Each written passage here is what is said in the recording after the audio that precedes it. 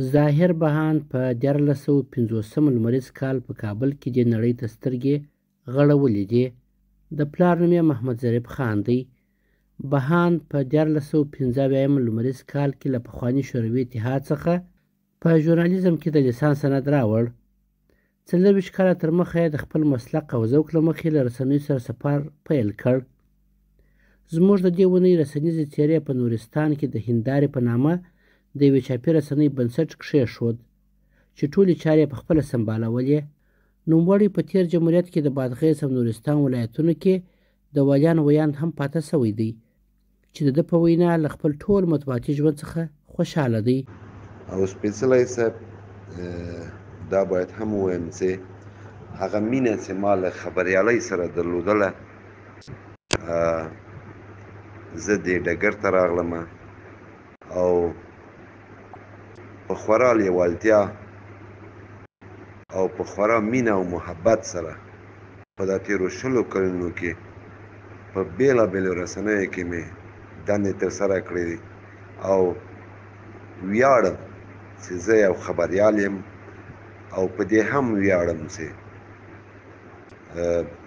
د افغانستان د خلکو غږ مې په دا تېرو 20 کلونو کې دنیاوالو ته رسولی.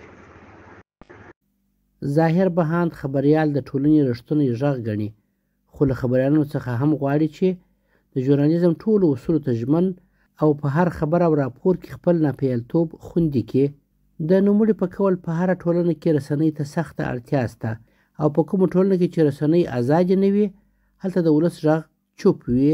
سپېڅلی صاحب ښه خبریال هغه څوک ده چې بېطرفي حفظ کا او بېطرفه وي او طرف واقع نسي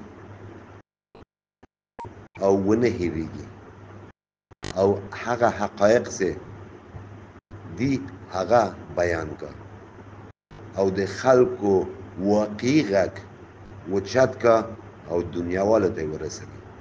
که چېرې یو خبریال یا یوه رسنۍ بېطرفي حفظ نه کا او د خلکو غږ په صحیح توګه اوچت نه کا، هغه خبریال نه ده. ښاغلی ظاهر بهاند له تېرو څو کالو راهیسې په اسلام آباد کې د پاک افغان خبریالانو د کمیټې غړی دی او هلته یې هم د خپلو هممسلکانو ترڅنګ د افغان کډوالو په حال وخت پر وخت نړیوال خبر کړي دي. بهاند په یو شمېر سمینارونو کې هم فعال پاته شوی دی او غواړي ټول ژوند د ژورنالیزم په برخه کې د افغانیت لپاره کار وکړي.